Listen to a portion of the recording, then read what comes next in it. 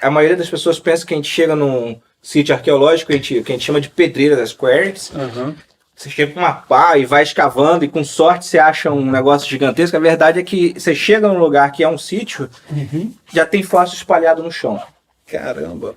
Mas é fragmento. Só pegar ele. Ah, tá. A maioria é só você pegar. Só que os bons ficam enterrados.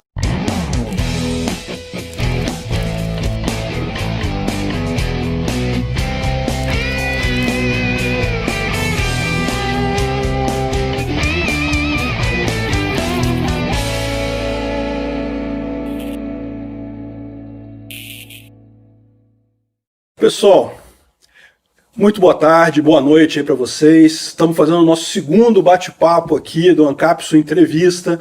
E dessa vez a gente tem um convidado muito especial, o Leonardo Holanda, que veio lá de Juiz de Fora para conversar com a gente aqui, bater um papo legal. Tudo bom, Leonardo? Tudo certo. Se apresenta aí, fala quem você é, o que você faz, para a gente começar o nosso papo. Pô, meu nome é Leonardo Holanda, né? Lá no canal, o pessoal me chama de... É o meu nick lá, de Libertinacho, o cara que a narração dá sono.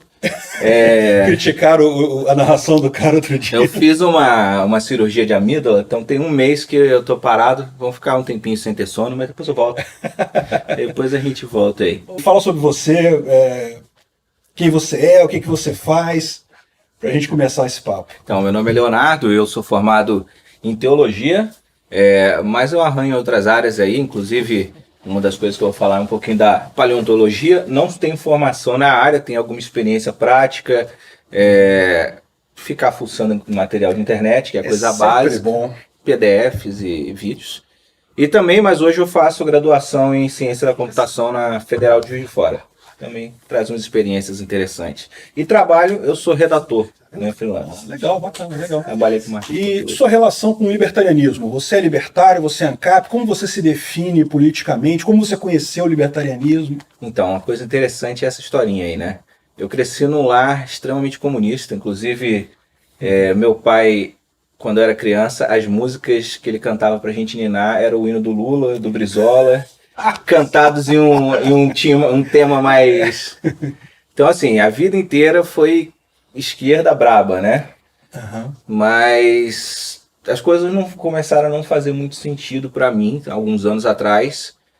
Embora na última campanha da Dilma eu fiz bastante conquista de voto para ela, mas as coisas começaram a mudar um pouquinho, mais ou menos em 2018. Eu comecei a trabalhar como redator e um cliente meu mandou eu fazer apostilas de concurso. E eu comecei a ler sobre direito tributário, direito político, nessas coisas da área. Eu comecei a entender como funciona, entendi o que era mensalão, o que era essas coisas. Caramba. E aí eu falei, tem alguma coisa errada nisso aí. Na pandemia que começou o caminho com o libertarianismo. Eu tinha uma relutância enorme, mas na primeira semana eu estava em choque. Eu sou um cara extremamente hipocondríaco. Então, assim, eu achei que eu ia morrer em uma semana. Eu acho que todo mundo se assustou, né? A pandemia, no início, é uma doença que a gente não conhece, não sabe o que é. Assim, assustar é normal, todo mundo assustou. Mas depois de uma semana e meia que estava todo mundo trancado, eu falei, cara, isso não está correto. Aí eu comecei a aceitar, sempre aparecia vídeo do Ancapsu. Eu falei, vou ver. Aí eu vi o cara com sotaque de carioca, ao invés de sotaque de paulista ou de... pessoal do Sul, eu falei, gostei. E aí, pronto. Era o primeiro canal libertário que não ficava me xingando de gado e de qualquer coisa, cara. Apesar que a gente xinga de gado de vez em quando também. Claro, mas não era só isso, cara. Todo o contato que eu tinha me falava, aí pronto, eu comecei a ouvir, não deu um mês, eu tava contribuindo já com o canal e... Pô, que bacana, que legal. Tava aí fazendo a diferença. Agora me fala um negócio, você fez teologia. Eu sou leigo nesse troço, tá? Eu não sei como é que funciona isso. Isso significa que você é católico, só teólogos são todos católicos, tem teologia de outro tipo? Sim. Como é que funciona esse troço, assim? Tem dois cursos que o pessoal confunde muito, que é ciência da religião e teologia. Ciência da religião, ela estuda o fenômeno religioso de um olhar completamente laico, assim, não existe, não interessa se existe ou não existe Deus. Tem um pouco disso em alguns ramos da teologia também, mas normalmente ciência da religião vai estudar todo mundo. Teologia é uma coisa mais aplicada para uma religião, né? Normalmente os cursos de teologia eles são de uma igreja, de alguma coisa. Algumas igrejas criam curso de teologia que não são exatamente curso de graduação. Então é curso que você vai no final de semana, 2 anos, você forma. O meu foi uma graduação demorou 4 anos. Eu atrasei umas matérias por alguns motivos e formei em 5, mas formei bem formado. Eu não reprovei praticamente em nenhuma, sempre foi nota assim, bem alta e uma quantidade de carga boa aí de livro. Formei com uma biblioteca de 450 livros na área. Caramba, lendo um bastante. bocado de filosofia. Um bocado... Tem muita coisa com filosofia isso. Então, esse é o principal problema da teologia, que não deveria ter. Isso aí é uma coisa que dá pra gente discutir, que tem a ver com o Estado, colocar no meio. Porque o cristianismo ele surge num Estado romano, e o Estado romano ele importa a filosofia grega helenista, né? Certo. E muitos dos membros da igreja primitiva, eles são os que a gente chama de gentio, pessoas que têm essa filosofia grega como moral de vida, e eles vão fazer assim. Filosofia grega, você diz, a religião do paganismo, né? Também. E toda a filosofia que vem da Grécia também. Sim. Platão, Aristóteles, Sócrates, essa bagagem toda, que tem coisas muito boas, certo, mas tem coisas que são completamente viajadas num chá de cicuta, né? Entendi. Vem aí um negócio bem interessante, porque a própria ideia da igreja, eu não vou colocar a igreja católica, eu acho que rotula muito, é meio antiético, né? Mas a própria ideia de igreja que a gente teve aí por mais de 1 milênio, que vem numa soma de Estado com igreja. E como a maioria do povo era de uma cultura helenista, eles forçam o cristianismo a virar uma coisa helenista. Hoje, se você for numa igreja protestante, você também vê que você precisa aprender coisas da filosofia grega para entender a Bíblia. Entendi. Tem um livro muito interessante da editora Paulus que chama Filosofia para Entender Teologia. E lá diz, a teologia cristã é a soma da Bíblia com a filosofia grega. Só que as duas coisas são incompatíveis, na minha opinião. Sim, porque a filosofia grega a parte religiosa dos gregos era totalmente pagã. Completamente pagã. Entendi, faz sentido. Até por isso que a gente tem tanta coisa que, de certa forma, vem do paganismo, né? Festas e coisa e tal, que foram, em tese, incorporadas pelo cristianismo, mas têm origem pagã, né? Exatamente. Isso é o que vai acontecendo. Porque o que estava rolando mais ou menos naquele momento? O Estado romano ele começa a falir e ruir. Embora ele ainda esteja numa partezinha lá, chegando em ascensão, ele estava chegando no auge, e era um Estado que não deixava o cristianismo ser religião. O Estado é tão bom que ele diz qual religião você pode ter ou não. Tem as religolícitas, agora eu não lembro se era se era esse termo certo, vai falhando algumas coisas, mas tinha um quadro de religiões que eram lícitas e o cristianismo não fazia parte. Então, tanto que você vê nos relatos bíblicos, as primeiras reuniões de assembleia, vamos botar assim, reuniões, um culto, alguma coisa, eles são feitos em casa, porque você não podia fazer num prédio alguma coisa porque era proibido. Os cristãos foram perseguidos, né? Bastante. Até o momento que você tinha mais cristão do que pagão no Império. E aí, o Estado, para se ver sobrevivendo, o que ele faz? Ele começa a pagar e dar cargos públicos para pessoas que eram ligadas à igreja. E começa uma hierarquia que nem o governo dentro da própria igreja cristã. E começa a ter um envolvimento dessas coisas. Mas espera aí, mas então você está me dizendo que a organização hierárquica da igreja surgiu, na verdade, do Império Romano, é isso? Mais ou menos isso. Por isso, se você for ver na Bíblia, quando Cristo ele funda uma igreja, tem os apóstolos, só que você não vê em momento nenhum que ia ter uma sucessão apóstolo. Não tem em momento nenhum isso. E o que você vê são 2 cargos que Cristo coloca, que é o ancião e o diácono. O que hoje pode traduzir talvez como pastor, o padre, alguma coisa assim, mas era um ancião, ele era a tradução ao pé da letra seria o overseer, o observador da igreja, aquele que vê se aquela congregação, aquele grupo de pessoas se reúne, tá tudo ok, mais alguém para ajudar, e o diácono que é para ir até os lugares em que as pessoas talvez não pudessem ir na igreja. Tinha alguém doente, o diácono ia até lá, dependendo do caso, levava o ancião. Mas a própria estrutura ela é uma coisa moderna que vem importada da ideia romana. E com isso vem uma série de problemas. Eu imagino. Você vê uma coisa interessante. A própria ideia de alma e espírito, elas são completamente incompatíveis com... Vai ter muita gente me descendo a porrada nisso aí, cara. Isso é normal, Mas faz parte, tudo bem, eu amo parte. todos vocês.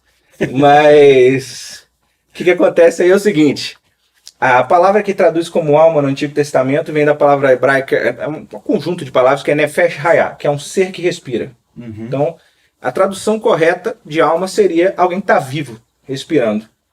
E quando você morre, você não é mais nada. Sim. Outra coisa é no Novo Testamento, então a gente vai ter a psique, que é a alma. No caso, tem mais a ver não com uma coisa que tem dentro de você, mas as suas emoções, a sua mente. E o espírito, que é exatamente a tradução do Nefesh Hayah, que é a respiração. Qual que é o ponto importante disso aqui? Eles pegam da filosofia grega a ideia de uma alma imortal, de uma essência, que não é a palavra alma, é a palavra essência. Tá. Dizem que a tradução daquilo lá, do ser vivo, é alma, Certo. e criam um conceito de inferno. É porque isso eu já ouvi falar também, que na verdade céu e inferno não é um conceito original do catolicismo, né? O que haveria no final é o arrebatamento. Desculpa que eu não entendo nada desses troços, tá, gente? Eu não... o que haveria seria no final dos tempos o arrebatamento, não é isso? Que aí as pessoas iriam para junto do Criador e coisa e tal. Sim. Mas assim, em tese, esse negócio de ter céu e inferno, isso é uma coisa meio que... É um negócio que eu acabei de ver no WhatsApp, que me mandaram aqui. É uma história muito conhecida, que é a ressurreição de Lázaro, né? Tem a ressurreição de Lázaro. Lázaro é um amigo de Jesus, e ele morre, e Jesus vai lá e ressuscita ele. Agora você imagina só, a gente vive num mundo... Hoje a gente tem uma vida semi-confortável, mas com alguns problemas. Imagina você viver num lugar de clima desértico, onde você é pobre, você é magro porque você não tem o que comer, não é por opção, não é porque você é fit, faz crossfit. Você vive uma vida bem difícil. Você morre, era amigo de Jesus, provavelmente iria para o céu. Então ele estava num lugar mais sem sofrimento, perfeito, ótimo, aí de repente Jesus fala, volta Lázaro, vem sofrer mais uns 20 aninhos aqui até você morrer de novo. E é interessante, porque a própria palavra inferno, ela não é um conceito nem grego, nem hebraico, nem aramaico. A palavra, se eu não me engano, vem da origem latina, que não é uma língua que foi escrita a Bíblia. Latim não tem na Bíblia. Então, você cria isso. O que eu quero dizer com essa questão de alma embora já existisse um pouco do conceito de você sofrer para sempre com algo que sai de você, isso não é bíblico, mas o Estado pega e principalmente vai utilizar pessoas como Dante Alighieri para criar lá na Idade das Trevas o Inferno de Dante, aquela ideia absurda. Isso surge do nada. Isso surge só para deixar o pessoal com medo e vender indulgência. E isso é muito interessante, porque o Estado na história, ele vai lavando a mão da Igreja-Estado, vamos botar assim, e a Igreja-Estado vai lavando a mão. O que vai acontecer principalmente se eu não me engano, no ano 578 d.C., que o imperador Justiniano, ele cria as novas leis. Chamam de novela, que é nova lei. Ele dá ao Papa o direito de decidir sobre a vida e a morte de alguém. É engraçado. Você disse como uma punição de poder mandar matar alguém, Sim, é isso? O Papa pode mandar matar alguém. O que acontece é que você tem vários reinos e você tem um povo que é submisso ao Papa. Você tem um povo que é submisso à igreja e, com o tempo, a igreja começa a ganhar poder político. E se você é um líder político e não dá poder para a igreja, você vai ter problema. E aí, quando o Justiniano faz isso, a gente vai ter um problema sério, porque agora ele pode morrer na mão do Papa. Isso vai acabar 1260 anos depois. Aí é um detalhe que talvez não cabe muito aqui, mas tem uma profecia bíblica de 1260 dias, que repete em várias partes do Antigo e do Novo Testamento, que tudo dá a entender que começa nesse ano e termina 1260 anos depois, com Napoleão destituindo o Papa do trono dele. Implantando o famoso Estado laico. Exato. Separando totalmente religião do Estado. E é tão interessante que quando Napoleão faz isso, ele manda fazer uma estátua dele, empurrando as novas leis de Justiniano com a mão e puxando as leis dele do outro. É bem simbólico, Caramba. É bem interessante. E isso vem de uma coisa que o Estado e a igreja, eles não combinam. É o plano de leis morais da cultura, né? E a religião. Eu não sei, eu tenho minhas dúvidas. Do ponto de vista positivista, de certa forma, a função dos dois é basicamente a mesma, não? Acaba sendo. Ele acaba sendo. Infelizmente, esse é o problema. Mas você vê alguns detalhes. O Estado ele é sempre representado na Bíblia, por exemplo, nas profecias bíblicas do livro de Daniel, Apocalipse. são as principais de linguagem simbólica, que a gente chama de linguagem apocalíptica. Apocalipse significa revelação, tanto que o livro Apocalipse em inglês é o Revelation, não é nem Apocalipse. Então o que acontece? Toda vez que tem uma figura de linguagem que é as bestas, que na verdade a tradução seria um animal, ele sempre representa um estado. Um estado então a besta do Apocalipse é o estado? É um estado. Caraca, faz sentido, bicho. Tem muito. Na verdade, são várias bestas que aparecem. No Apocalipse se repetem duas, né? E no caso, seriam todos sempre um estado. Caramba, que legal. Isso realmente eu não tinha pensado, mas faz todo sentido. Mas a própria Bíblia diz isso lá. Embora eu seja adepto do que a gente chama de interpretação historicista, que é uma que toma muita paulada, isso é um termo que não é muito relevante para a maioria que não gosta, mas o próprio livro de Daniel, que vai falar de uma série de bestas, e fala, e esse animal é a Grécia, esse animal é Roma.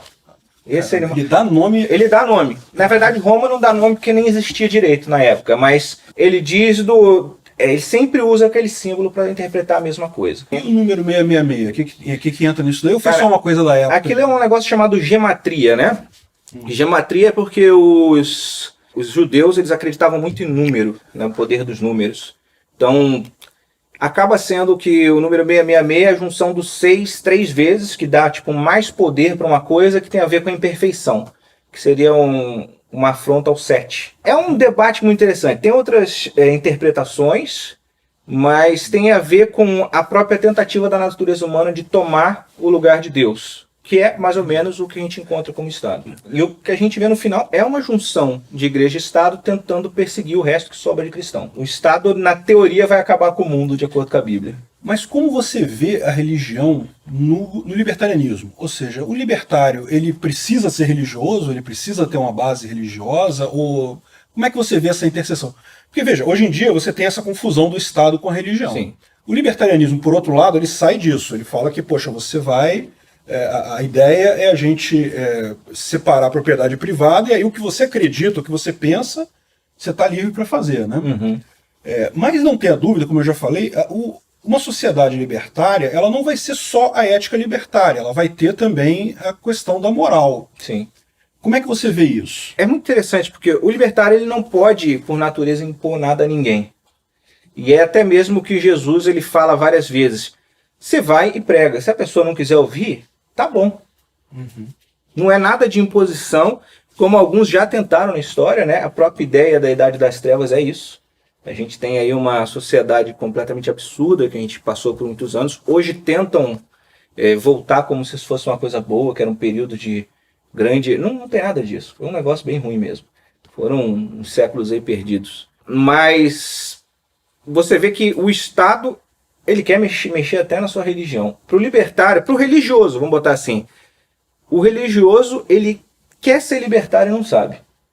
Porque não apertou no calo dele ainda. É verdade. Não apertou no calo dele ainda. Porque você vai, por exemplo, ver na China os uigur, né? Que é os muçulmanos que estão sendo perseguidos. Estão sendo perseguidos, indo para campo de concentração. E no mundo inteiro. Os cristãos ali no Oriente Médio, eles direto estão sendo... massacrado. Até o Bulbasauro falou outro dia do genocídio cristão e coisa e tal. Eu sinceramente estou por fora disso. Eu vi o caso da Armênia e do Azerbaijão, né? Uhum. Mas eu não sei se é isso que acontece ali. Eu também vou dizer para você que eu não sei a fundo, porque a notícia que eu tenho é sempre impura demais. Ou é para um canal extrema esquerda que vai falar que isso é exagero, ou é para um canal sensacionalista cristão, então fica difícil, eu não tenho acesso à informação de dizer pura. Existe a perseguição, sempre existiu, acho que sempre existirá. Uhum. Por exemplo, judeus, nunca teve povo tão perseguido quanto eles, né? É verdade. Mas é importante essa separação, porque quanto menos Estado, mais liberdade o cara tem para praticar a religião dele. Uhum. Menos crítica, menos problema. Por exemplo, Israel... é lei que é proibido para os elitistas. Você pode ser cristão lá, mas você não pode pregar sobre o cristianismo lá. Você é preso se você for tentar pregar. Então quer dizer que Israel é um Estado teocrático, é um Estado confessional. De certa forma. É muito interessante porque o Antigo Testamento da Bíblia, ele traz uma história que é muito legal, que Deus ele cria um Estado libertário. ele cria um Estado no início de povo de Israel, que está lá mais ou menos na época de Juízes. Você vai ter um Estado sem um comando central, sem alguém, botar um líder principal cobrando, principalmente imposto, não existia imposto. Tinham leis, tinham regras, mas você também não é obrigado a viver lá.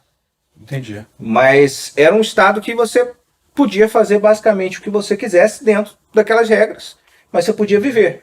O povo escolhe virar um Estado formal com um rei. Deus manda o profeta dizer que isso não é uma boa ideia. Ainda é uma coisa interessante, porque vocês querem um rei, então eu vou escolher. E ele escolhe Saul. Saul era o mais bonito, era o mais bem preparado. Peraí, a gente está falando isso na época de Jesus? Bem antes. Tá. Isso aí vai ser mais ou menos, acho que é o ano 750 de Cristo, um pouco antes, eu acho. Tá, Velho Testamento. Velho então. Testamento, Velho Testamento. Tá aí entre o livro de Juízes e 1ª e 2ª Samuel. Então a gente vai ter essa criação de Estado. Ele escolhe a melhor pessoa de Israel. Deus não vai escolher alguém ruim para guiar o povo. E sai uma coisa lastimável de lá. Caramba. Era uma pessoa ótima, mas quando ele vê o poder dele sendo ameaçado pelo que depois vai ver o rei Davi, ele completamente sai do controle, começa a ir atrás de feitiçaria, começa a perseguir os outros para matar. É uma coisa bem interessante. E isso só vai piorando. Caramba. Você tem os livros de 1ª e 2ª Reis. Na verdade é um livro só que eram dividido em 2 rolos, né?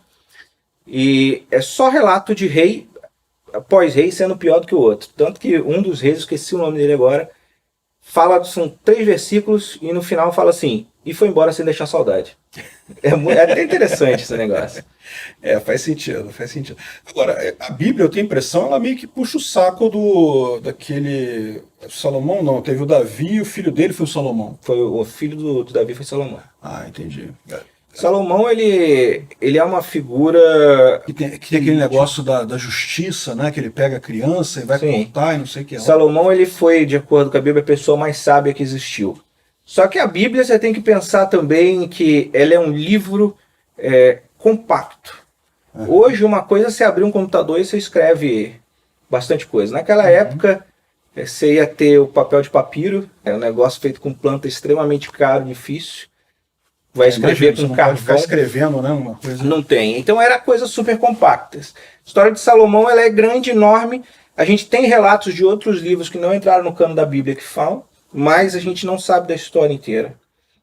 Então o que acontece ali mais ou menos Salomão, ele começa bem, ele começa a fazer união política, então ele começa a casar com as princesas de todos os estados vizinhos, porque o pai não vai atacar o meu país se a filha dele é minha esposa. É rainha ou concubina lá. Concubina. Então tinha mais ou menos, acho que era 1000 mulheres, é um negócio mais ou menos assim. E por conta disso ele sai completamente do rumo. O cara mais sábio, mais inteligente do mundo consegue ser corrompido por política. Caramba. Você vê que... E às vezes eu vejo... sinal que não tem jeito mesmo. Não dá, cara, não dá. Aí você vê, por exemplo, como eu vejo muito... eu não vou falar minha igreja, porque senão daqui a pouco falar igreja adventista, não é isso. Acabei de falar o nome da igreja. Mas daqui a pouco vão falar que a minha igreja acredita. Não, isso é minha opinião pessoal, eu como teólogo estudado, então se quer jogar pedra, pode jogar em mim. Não é necessariamente tudo que eu vou falar aqui é a posição da igreja que eu pertenço, mas... eu vejo pessoas que são de extrema esquerda, às vezes, quase utilizando o púlpito para fazer campanha política. Você vê outros, por outro lado, que querem exatamente o contrário. Fica aquela guerra, fica um querendo mandar no outro. E fica um querendo que crie-se um Estado. Porque a visão que eu tenho é que a igreja, em determinado momento, ela foi muito próxima de um Estado também. Né? Na Idade Média, enquanto você não tinha... estados, na época do feudalismo, coisa e tal, acabava que a lei que valia era a lei da igreja, né? Era a igreja que forçava ali a lei dela, os pecados. Tanto que até eu lembro disso no curso de direito meu, a origem de crime são os pecados capitais. Sim. Os primeiros tribunais também, tem várias pessoas que falam que os primeiros tribunais começaram na Inquisição. Era muito interessante, né? A pessoa fala, não, porque eles iam ver se a pessoa realmente merecia morrer na fogueira ou não. Era muito justo. Mas... E só um parênteses, né? Tem até uns exemplos que eu uso de julgamento da Idade Média que eu acho sensacional, né? Aquele negócio de jogar o cara na água benta, né? Amarrado, aí se ele afundar Como é que é? Não, se ele afundar, Ele era inocente. ele era inocente. Ele morreu. Se Né? ele Ele sair- afogou, morreu, mas era inocente. Se ele boiar, é porque ele tem pacto com o diabo, aí eles tiram de lá e matam ele. Exatamente. É uma coisa muito justa, muito perfeita. É bem a cara do Estado. É bem a cara do Estado. E é interessante para você ver como igreja. Eu sou contra imposto de qualquer jeito, mas como a igreja é capital político, você não vai mexer com a igreja que você vai perder. É um negócio que não tem imposto e não vão colocar tão fácil, né? Ah, não vão não. Não vão, não. Pois é, eles não Você são. coloca, você não vai ser eleito nunca mais. Porque o político sabe disso. O político sabe que se o padre começar a falar não sei o que lá, ele não se reelege nunca mais. Acabou. Não tem jeito isso. Aí, igreja serve para ir na época de eleição, né? Pegar uma hóstia. Nesse momento deve estar correndo solto o negócio aí. Eu fico imaginando os guardiões do Crivella aqui no Rio. Você está sabendo dessa história, né, cara? Cara, É a vida, cara. não tem jeito. Você é de Juiz de Fora, não é isso? Juiz de Fora. Como é que tá a Eu sou do eleição Rio, lá? mas eu tô morando lá. A eleição lá tá maravilhosa. Tem 10 candidatos a prefeito. Caramba! Tá uma trocação de tiro maravilhosa. Antes de me virar libertário, eu tava pensando em fazer carreira política para fazer uma diferença. Mas o que é interessante é que eu comecei a conversar com os caras que eram candidatos a vereador, já eram vereador, e falou, cara, não entra nisso não, porque só de ameaça de morte que eu recebo...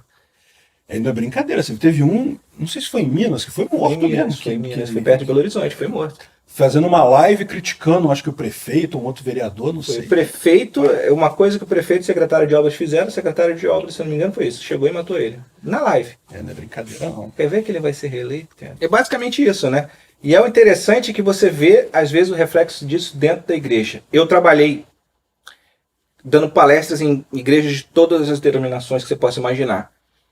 Coisas até mesmo estranhas. Então, eu vi de tudo que você possa pensar. Tem igrejas que o pastor chega e fala, mas e aí, você cheirou uma cocaína? Que? Eu já fiquei uma vez, não vou dizer a denominação, porque isso é meio antiético. E obviamente lógico, a gente não tá aqui pra, não pra estamos fazer aqui para crítica fazer com crítica ninguém. de ninguém, mas você cheira uma cocaína? Não. Não, porque não sei o que. Aí continuei conversando com a criatura, mas eu já estava assim pensando em correr da casa do sujeito, né? Porque eu sei lá. Não, eu saí do Rio lá. Começou Porque... assim, né? Começou assim, coisa de 10 minutos. Caramba. E ele falando e tudo mais, e de repente falou, não, porque eu tive que mudar do Rio. Ah, sério, pastor, no Rio. É porque as irmãs iam orar toda hora comigo lá na igreja. Orar, entende? Eu fiquei assim, que? Era um pouco de ingenuidade minha. Só que você vê, o cara tem a cidade no bolso. Eu não duvido, não. O cara tem a cidade e os políticos todos no bolso. E é interessante que ele faz política dentro da igreja para quando alguém descobre alguma coisa, joga debaixo do tapete. O reflexo que eu digo disso dentro da igreja também é que muitas vezes o membro coloca uma coisa na cabeça dele. Que nem uma discussão que tem em várias igrejas, por exemplo, bateria é pecado.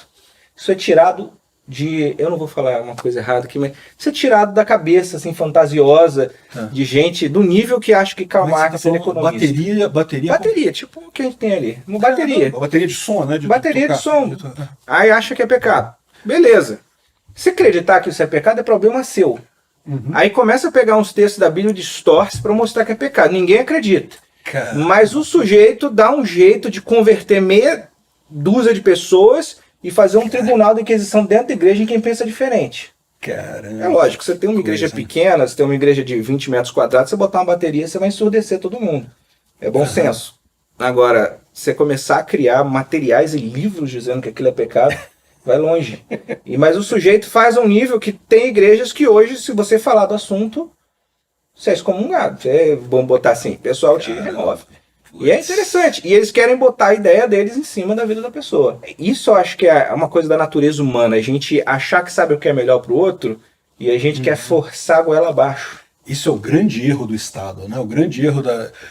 É o que dá força ao Estado, porque você pergunta para as pessoas assim, devia liberar as drogas. Não, porque droga faz mal. Não, eu sei que droga faz mal. Eu acho que ninguém deve usar droga, mas não quer dizer que eu vá dizer como as outras pessoas vão viver, pô. Cada um vive do seu jeito, não tem esse troço de eu mandar dos outros, né? Tem um caso que eu vi em uma igreja, que foi um testemunho dessa igreja, não vou dizer qual denominação também, mas que um X-prefeito de uma X-cidadezinha que ganhou, ele botou e instalou o hábito dele, da igreja, da doutrina da igreja, na cidade inteira. Caramba. E eu acho assim, um problema sério, cara. Isso é um problema sério, porque daqui a pouco entra uma igreja competidora dele que acredita que aquilo é errado e faz o... e começa a abrir precedente. Daqui a pouco você está sendo perseguido. Caramba, isso é um perigo mesmo. Isso é um perigo. Até porque é aquele movimento que a gente vê na internet, que eu brigo sempre contra isso, né? Negócio de julgar sem um devido processo legal, né? Nego falar que, não, fulano está fazendo bruxaria, vamos lá queimar a casa de fulano. Teve até nesses protestos do Black Lives Matter uma situação dessa, que a menina estava sumida, ninguém sabia onde é que ela estava. Aí surgiu um boato que estava na casa de uma pessoa, o nego foi lá, tacou fogo na casa do cara, depois achou a menina, estava no outro canto lá, estava... Absurdo isso.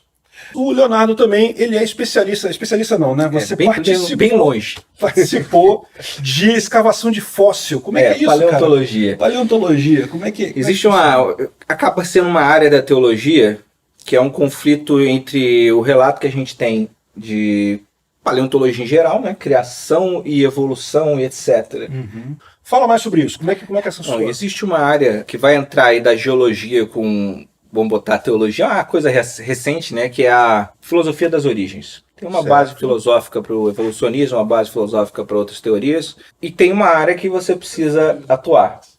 Na época que eu fui começar essas escavações, estavam precisando de gente para estudar nessa área. Uhum. Eles estavam meio que prospectando algumas pessoas, e uma universidade lá dos Estados Unidos, a Southwestern Adventist College, University, é a Universidade Adventista do Sudeste dos Estados Unidos. Lá no Texas. Isso. Cidade de Keene. Eles basicamente pagaram para eu ir lá. É um projeto muito legal que tem, Dino Dig. Inclusive, você pode pagar todo ano no mês de julho. Você pode participar, você pode escavar os fósseis. Não sai muito barato, mas também não é tão impagável. No caso, eles pagaram. A ideia era que eu fizesse um mestrado na área. Tá. Só que a pessoa que me convidou era um professor Arthur Chadwick, um cara excelente, só que ele tinha aposentado há 5 anos. Então as regras do momento em que ele se aposentou até lá mudaram. Entendi. E acabou que o mestrado não rolou, virou um hobby. Pô. Não, mas bacana. Foi bom, foi uma boa experiência. Né? Aí eu consegui receber alguns fósseis lá, inclusive, fragmentos de fósseis, vamos tentar aí Deixa eu mostrar para vocês aqui. Esse aqui é o Edmontossauro. Edmonossauro. Mas eu acho que em português é Edmontossauro, eu não sei, não tenho certeza. Tá. Legal. E isso aqui é um pedaço da boca dele, provavelmente um pedaço da boca. Quando é um fragmento, é um pedaço assim menor, você normalmente não tem mais interesse científico para eles, porque... É muito pequeno, né? Muito pequeno, por mais incrível que pareça, a maioria das pessoas pensa que a gente chega num sítio arqueológico, que a gente chama de pedreira das quartz. Uhum. Você chega com uma pá e vai escavando e com sorte você acha um negócio gigantesco. A verdade é que você chega num lugar que é um sítio, já tem fóssil espalhado no chão. Caramba. Mas é fragmento. Só pegar ele. Ah, tá. A maioria é só você pegar. Só que os bons ficam enterrados. Entendi. Só que é um processo meio chato, porque você faz um quadrado de um metro, né? 1 metro quadrado, e você vai fazendo milímetro por milímetro. Você tem que passar uma espátula de... ferramenta de dentista e aquelas espátulas de se passar massa na parede, só que você vai tirando. Entendi, para desencavar aquilo ali. Não pode meter uma não, você não pode. Faz todo sentido. Faz todo sentido. Né? E algumas pedreiras, quando o material é muito duro, aí é outra história. Tem pedreiras que usam inclusive dinamite. Mas é lógico que você perde muita coisa. Mas não tem como você tirar de outro jeito. É muito raro também. Tá. Mas você vai lá e toda hora você encontra fragmentos e pedaços. Pô, fiquei curioso. O que mais que você tem aqui? Eu tenho aqui, ó, um pedaço também de tendão. De Edmonossauro também, provavelmente. Que pedaço de tendão, olha só. Engraçado que o tendão, ele petrifica, né? Porque é cartilagem, né? Então, é quantidade provavelmente muito grande de cálcio. Que o fóssil, ele não é mais um osso, ele é uma pedra. Entendi. Que ele mais ou menos faz uma troca ali, química, e ele vai virando. É para vir para cá? Ah, tá, ok. Eu não sei se essa câmerazinha... A outra vai ficar desfocada. Vai. Ó, esse aqui é também que é bem legalzinho, é o Trilobita. É o parente antigo do fóssil vivo que a gente tem hoje, que a gente chama, né, fóssil vivo. Pra quem gosta de Pokémon, o Pokémon Kabuto é baseado nele. Eu ia falar isso, é o Kabuto. Exatamente. O Kabuto, eu conheço. Aliás, você sabe que o Kabuto no Pokémon ele surge justamente quando eles estão fazendo arqueologia. Sim. Tem uma diferença. Arqueologia e paleontologia é diferente. Ah, é? Não sabia. Qual a diferença? A arqueologia, o processo de trabalho é idêntico. Só que, vamos botar assim, a datação. A arqueologia, você tem registro histórico de pessoas. Paleontologia é bicho. É mais ou menos isso. É uma coisa bem simplória. Tem gente que fala 10 mil anos pra cá é arqueologia, pra lá é paleontologia. Entendi. Mas basicamente, um é bicho, outro é mais coisa de pessoa. Tem bicho na arqueologia, mas é porque enterrou lá. Um último que eu acho interessante mostrar, esse aqui que o pessoal gosta bastante, é um dente de Triceratops. É um molar. Provavelmente era um filhote. Triceratops, olha só. Provavelmente era um filhote. Esse é pequenininho. Esse é bem pequenininho. Ver aqui, mas... Triceratops, ele era um dente mais no estilo de molar, né? Ele não tem caninos assim muito grandes, tem... A maioria é uma coisa mais de moer. E ele é herbívoro, né? É um herbívoro. É interessante que lá na região onde eu estive é uma fazenda normal de vacas, de gato. Eles separam a área onde a gente cava durante o mês para as vacas não entrarem, senão a gente dorme em barraca lá, né? E é maravilhoso, clima de pradaria que é bem semelhante a deserto. A umidade chega a 0, então de dia é 37 graus, à noite é 4 graus. Caramba. É muito bom. Primeira noite eu fui dar uma de bonzão, porque eu quase morri. Mas foi de verdade. Foi muito bom, foi maravilhoso. E bacana. ter vontade de ir no banheiro de madrugada não era legal. 4 graus, 2 graus chovendo. Em acampamento nessa temperatura, quando você vai lavar, escovar dente de manhã cedo. Caraca, a água. E são fazendas enormes, extensões gigantescas. Um belo dia eu estava dormindo, acordei era umas 2 da manhã. Olhei no relógio, tinha um coiote cheirando a minha barraca. Caramba. Foi muito bom. É um bicho normalmente não é agressivo, mas... E muita cascavel direto a gente encontrava lá. Como é que eu vou te dizer? Aranha, viúva negra, muita viúva negra. O meu conforto, porque eu fui sem plano de saúde, sem seguro. Caramba, o meu conforto, quando eu falei... Exato. O meu conforto, quando eu falei, e se um bicho desse me morder, quanto que é o soro antiofídico? Ele falou, algo em torno de $20 mil. Caramba. Falei, ainda bem que eu não vou sobreviver até o hospital. Era 2, 3 horas de distância, eu morro antes. Eu só faço meu testamento. Mas esse negócio também de paleontologia, de fóssil, dá dinheiro também. Dá dinheiro. Você tem um mercado lá para isso. Tem um mercado. Eu falei, e isso que é interessante. A cidade de Black Hills, na Dakota do Sul, fica perto ali do Monte Rushmore, de uma outra montanha que não é tão famosa, que é a Crazy Horse. É um concorrente do Monte Rushmore, vamos botar assim. Que tem um índio, é isso? Que tem a cabeça de um índio? É, uma cabeça de um índio em cima de um cavalo. Ah, legal. São dois paralelos muito interessantes, porque o Monte Rushmore, ele é uma coisa estatal. Perfeito. Com a cabeça do presidente. Com as cabeças do presidente. Foi a coisa mais decepcionante da minha vida, porque a gente estava passando lá de van perto e falaram, olha, a gente pode entrar no Monte Rushmore para vocês verem, ou a gente pode passar da estrada. Pela estrada vocês conseguem ver o Monte Rushmore. Eu falei, eu tô aqui, você vai entrar. Todo mundo, eu fiz, o resto do brasileiro que estava no carro, não, a gente vai entrar. E a gente entrou, mas foi entrar. Eu falei, não precisava ter entrado, a gente podia ter saído. Porque são grandes as cabeças, cara. Acho que o nariz de um deles é o tamanho de uma casa. Caramba. Só que a montanha que tem lá é um negócio tão descomunal que fica parecendo uma pichação. Ah, entendi. A cabeça dos caras é pequenininha, no geral. Comparado à montanha. Entendi. E é interessante que o cara que fez, ele morreu antes de concluir. Era para ter o resto de coisas lá. Era para usar talvez a montanha inteira. E como é algo estatal, nunca acaba. Nunca fez. A montanha Crazy Horse, ela ainda não está pronta. Mas ela é uma iniciativa que eles não querem o dinheiro do Estado. E eles crescem muito. Vai demorar um bocado? Vai. Mas vai ser algo maior e mais bem feito. Pô, bacana, muito legal. É muito legal. Mas voltando à paleontologia. Lá você encontra fósseis para vender. E o que é interessante disso é que você tem segurança na preservação dos fósseis, porque ele é um ativo financeiro. Entendi. Se tem um mercado legítimo para aquilo, a pessoa tem interesse em cuidar da coisa, em extrair o fóssil de maneira correta, né? E existe todos os procedimentos corretos. Aqui no Brasil, eu esqueci agora, falhou o nome da cidade, em Minas Gerais. Recentemente tinha uma pedreira, eles cortam aquelas pedras para fazer piscina, e o pessoal das piscinas começaram a ver peixe na pedra. Ele falou, isso é um desenho que vocês fizeram? Não. Descobriram que eram fósseis. Caramba. Qual que é o resultado quando uma coisa dessa... No mundo inteiro, a maioria dos lugares que começam um sítio é questão deles estão explorando, eles acham, eles Perfeito. param de fazer o que eles estavam fazendo, porque é muito mais lucrativo trabalhar com fóssil. Faz sentido. Aqui no Brasil, você não pode ter um fóssil. Se você achar fóssil na sua propriedade do Estado. Caramba. Qual que é o resultado? Eles começam a arrancar tudo até acabar. Putz, para justamente o governo, não pegar. É. Até o governo começar a fazer o papel para tirar a sua propriedade, já não tem mais nada. Entendi.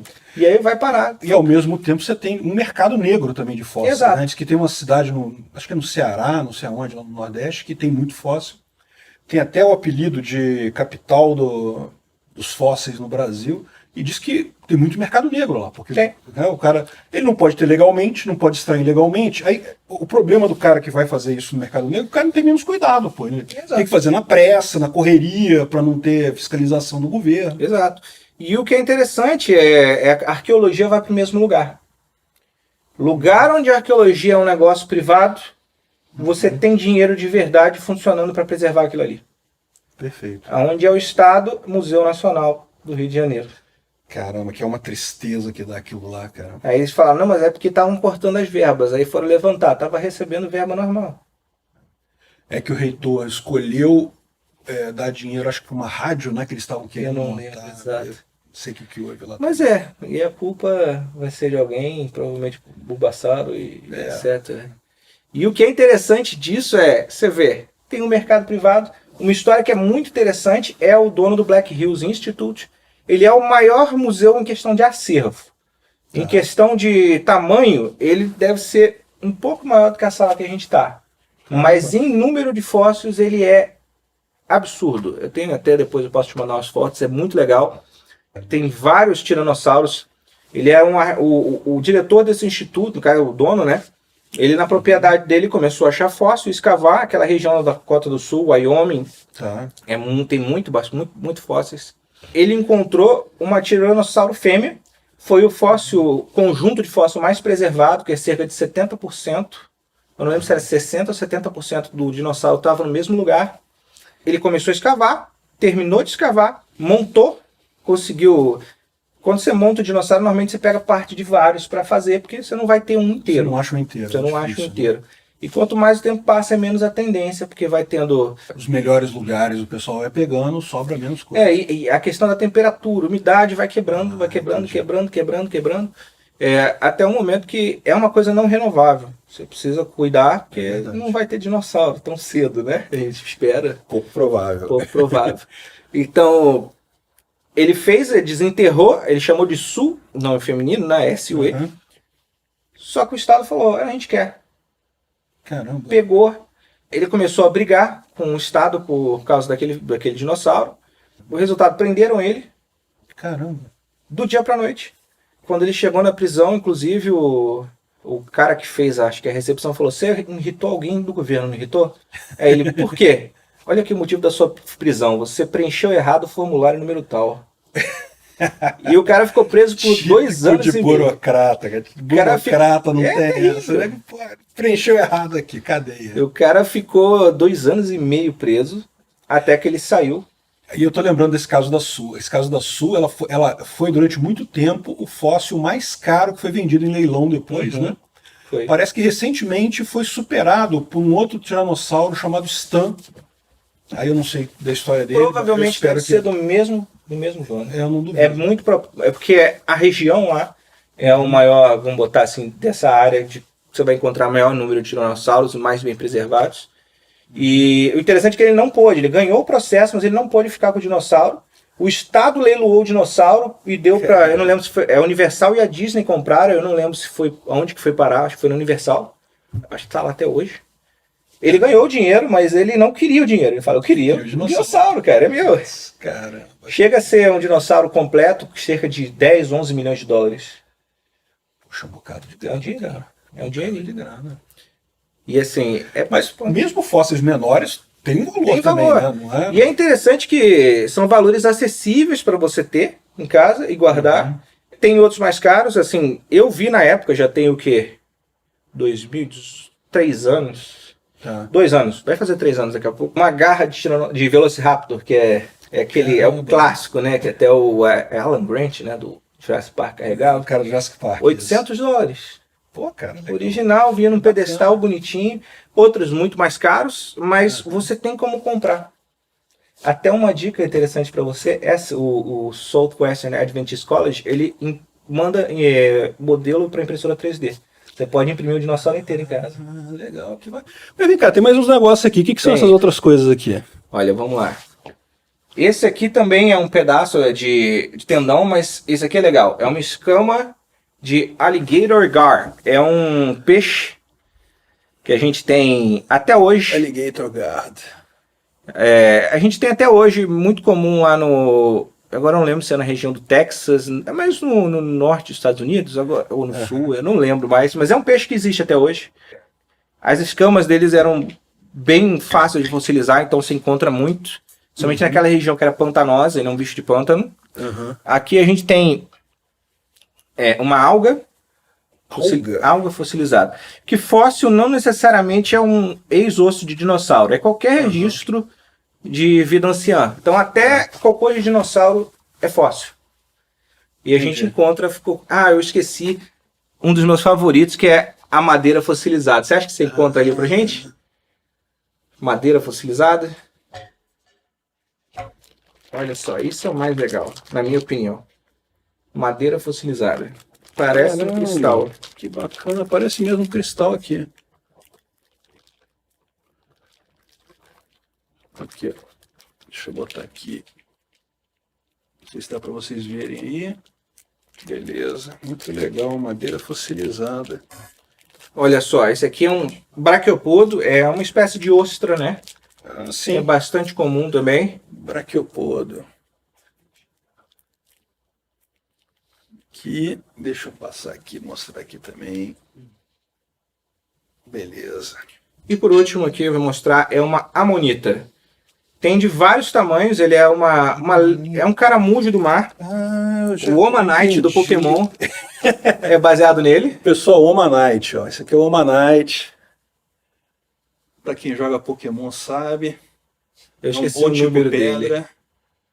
Pedra e água. Pedra e água, exatamente. É um dos primeiros de tipo duplo. Excelente. A dúvida é muito bom, cara.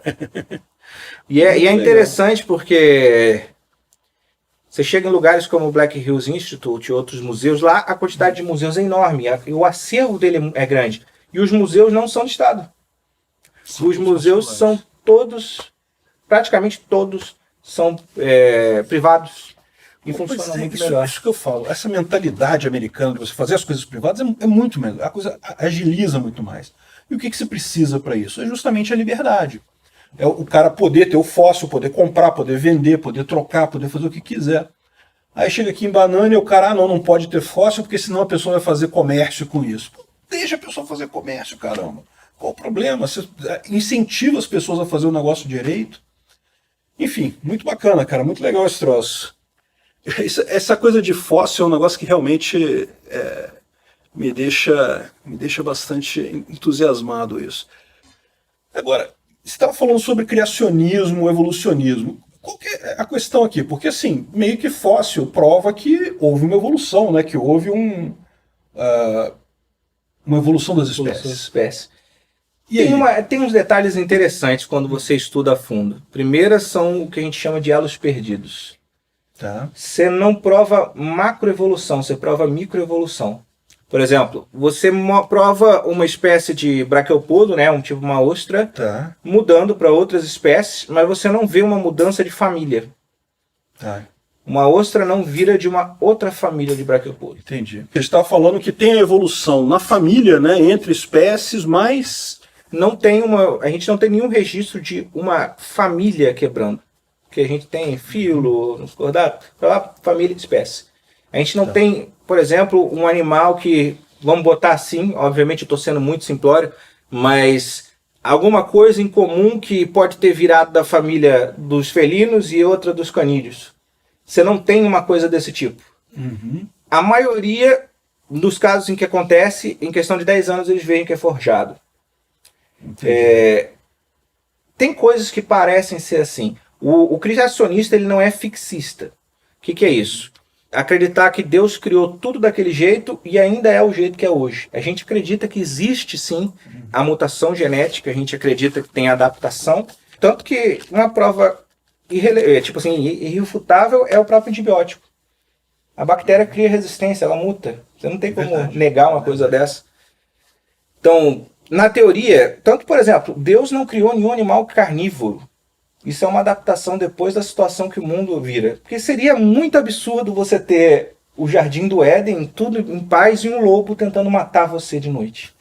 Não seria um jardim muito legal. Pô, mas tadinha das plantas, pô.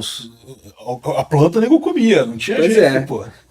Se tivesse uma maldade com as plantas também, pô. Se tivesse comunista no céu, ia ter sociedade protetora das plantas, cara. Ia ser complicado. O pessoal ia morrer de fome. É verdade. Ia dar errado, cara. Bom, olha só, eu não entendo muito de paleontologia, mas eu já vi alguns fósseis falando, por exemplo, de mammalian type, tipo um mamífero, parecido com um mamífero, que é meio que a transição de réptil para mamífero. Teve uma época até que eles eram, aquele de metrodonte, era um tipo desse tipo, né? Normalmente quando você chega, como eu também não sou especialista, eu conheço especialistas que vão trazer uma dica de um especialista muito interessante, é o Naor Neves. Depois a gente pode até botar o nome. Foi professor meu, inclusive um dos responsáveis de me levar para lá. Ele é geólogo. Você tem coisas que parecem ir num lugar, mas normalmente a espécie some ali. Você não tem ligações. Parece que eu estou jogando terra plana aqui, mas é bem diferente. Tem algumas coisas. Por exemplo, a única coisa que a gente não consegue hoje em dia falar é em relação, por exemplo, à testagem de carbono 14, que coloca as milhões. Isso a gente não vai dizer, só simplesmente falar é falso. A gente não tem uma resposta. Talvez a tecnologia no futuro mostre que a gente está errado, ou mostre que a datação... Você está me dizendo então que o universo tem menos tempo do que milhões de anos, é isso? De acordo com a cronologia bíblica, seria algo em torno de 10 mil anos. Entendi. Mas tem palpites. O problema principal da área, que é mais um motivo pelo qual o libertário querer. Eu não acredito nisso. Fica tranquilo, isso aí é normal. Mas um dos principais motivos que eu falo até para o religioso querer ser libertário é que quando você não tem um sistema de educação forte, você não consegue, como é que eu vou te dizer, fazer uma pesquisa fora da caixa. Entendi. Você não pode. Não, pois é. Você não consegue. Eu acho que, olha só, fundamental que eu penso é o seguinte, liberdade, a gente tem que primeiro conviver com diferença. Esse troço não tem, não, mas eu acredito nisso, eu não vou aceitar outra explicação. Não, tem que aceitar tudo, pô. Né? A pessoa vai estudar e vai chegar na conclusão. Terraplanista, eu falo, não, cara, você acredita em terra plana? Estuda isso, pô, mete bronca aí, faz força, não tem nada contra isso. Agora, eu vejo tanta evidência disso, assim, de você ter essa ligação, aquele fóssil do peixe, do Tiktaalik, que foi o peixe que começou a sair para fora da água, né? Tem toda a cronologia dele, desde do peixe, quando era peixe mesmo, até ele já andando fora da água. Eu acho impressionante isso. É que normalmente essas coisas são não bem contadas. Entendi. Quando você chega... Eu não sou especialista, não vou te dar artigo científico, mas, por exemplo, tem outras coisas que são evidências do contrário. O próprio Grand Canyon é uma prova muito interessante das como as coisas são estranhas. Que foi até a tese de doutorado, se eu não me engano, do Naor Neves, que mostra que só tem como o Grand Canyon existir se aconteceu em questão de dias. A questão das próprias camadas é um negócio fino, perfeito, que dura. Ou seja, aquilo se sobrepôs essa em tantos minutos, essa em tantas horas, essa em tantos dias. Isso você tem a datação de carbono 14, vai dizer o contrário, mas você tem outras várias evidências. Tem uma outra coisa também chamada de bioturbação. Esse aí foi um trabalho do Arthur Chadwick com um outro, que você mostra que nas camadas não tem, além de fóssil, como é que eu vou te dizer, evidência nenhuma de que tinha vida naquele momento, ou seja, aquilo não era uma era. E aí você chega no, por exemplo, que aí vem a coisa mais complicada. Mas no Grand Canyon tem fósseis ali, Tem fósseis, mas não tem, por exemplo, o que a gente chama de bioturbação. É uma outra história bem grande que eu vou ter que dar uma volta enorme. Mas o que eu quero dizer é o seguinte, e aí que vem o ponto principal da teoria do Naor Neves e alguns outros, é a questão do dilúvio bíblico, que parece ser uma maior fábula absurda. E realmente tem algumas coisas que você vai falar, não dá para entender. Mas é que o dilúvio, por exemplo, não foi uma chuva. O dilúvio que a gente vê lá foi uma grande explosão que teve chuva no meio. Entendi. Então a terra era Pangeia, porque quando Deus cria a porção seca, ele cria a porção seca. Ele não cria continentes. Então ele criou uma parte e que é totalmente destruída, ou seja, separa-se tudo e a gente tem as falhas geológicas que indicam que teve uma erupção aparentemente mundial. E o fóssil, ele só existe quando você tem um soterramento muito rápido. O osso, ele normalmente ele não vai durar muito, vai durar um bom tempo, mas não tempo suficiente como a gente tem. Então, você tem, quando você acha uma cama de um sítio arqueológico, é muito. Você falar que aquilo tudo foi soterrado com o tempo, é muito difícil. O que dá a entender, que são o que a maioria dos criacionistas estudam hoje, é tentar mostrar que provavelmente todos os fósseis que a gente tem aconteceram no mesmo instante. E eles têm cálculos, eles têm as coisas, eles têm tudo para mais ou menos mostrar isso. É lógico, para eu te falar uma coisa dessa, é difícil eu te falar agora em 5 minutos sem parecer um terraplanista completo, até porque não é a minha área, eu não gosto de física, de química, eu faço porque eu tenho que fazer na faculdade. E a gente encontra aí algumas coisas como, por exemplo, todas essas camadas. Então seria uma sobreposição, você tem o fóssil, mas é porque os animais foram sendo colocados e mortos. Porque no relato só sobrou algumas coisas lá. Tanto que você tem toda essa adaptação. Mas você tem lugares que você tem fósseis de épocas diferentes, né? Você tem, por exemplo, aquele lugar lá no Canadá, que eu esqueci o nome, Burgess Shale, que tem os trilobitas, tem as coisas. Né? E tem outros lugares que tem outros fósseis diferentes. Se foi tudo ao mesmo tempo, não faz sentido isso. São lugares, né?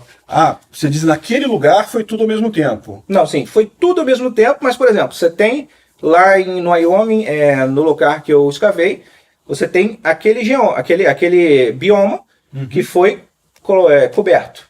E aí você vai ter do outro lado um outro bioma que foi coberto. Mas a gente está falando de tsunamis prováveis que tiveram quase quilômetro de altura. Se você chegar nas... como é que eu vou te dizer? Nas contas lá, que eu já não vou lembrar disso, cara. Eu sou entusiasta, eu não sou especialista. Você vê que foi uma catástrofe global, um negócio que simplesmente destruiu tudo que sobrou. Lógico, isso aí eu não estou falando, não estou botando que isso é ciência. A gente não tem base científica para ser ciência ainda. A gente tem... fé, né? Fé, eu acredito. Fé, eu acho que... Agora, não é uma coisa acéfala, como é que eu vou te dizer? Se você tem não pode... embasamento? Tem algum embasamento. Poderia ter mais se não fosse as pesquisas, né, completamente travadas hoje. Entendi. São pesquisas complicadas. O ramo de pesquisa no Brasil é praticamente inexistente, né? É verdade. E quando tem alguma coisa travado, normalmente são coisas completamente idiotas. Desculpa usar esses termos, são umas pesquisas que você fala, meu Deus, estão gastando dinheiro com isso. É verdade. Hoje, para a academia, a ética cristã é basicamente ética católica, né? Basicamente, quando você faz referência ao cristianismo, você faz referência à Igreja Romana. E é o que eu estou dizendo. Não, exatamente. Aí na Bíblia também tem algumas coisas que vão esbarrar. Quando a coisa é verdade, ela é verdade independente de quem falou. Perfeito. Então vai ter coisa que vai esbarrar. Para você dizer que uma coisa é derivada da outra é complicado. Eu acho que é muito interessante que o pessoal mais de esquerda, eles tentam de qualquer jeito anular o cristianismo, porque é opressor. Então eles tentam falar que deriva de tudo. Deriva disso, deriva daquilo e acaba virando acadêmico. E aí você não tira mais, porque isso vira fato, vira evidência. E não é. Assim, tem coisas que vão ser comuns. Como eu falei, na época do início do cristianismo, você vai ter, por exemplo, o apóstolo Paulo, que foi um cara versado nessas coisas. Então ele vai usar diálogos com filosofia grega, mas ele usa aquilo para atrair as pessoas, mas ele mesmo não aprova aquilo. Ele tenta, por exemplo, pegar os conceitos de alma e tentar explicar o que é alma no conceito dele. Leonardo, agradecer você pelo papo, agradeço. Foi ótimo, muito bacana, muito bom saber aí as opiniões. A gente vai encerrar aqui agora a nossa entrevista e agradecer a vocês que assistiram também.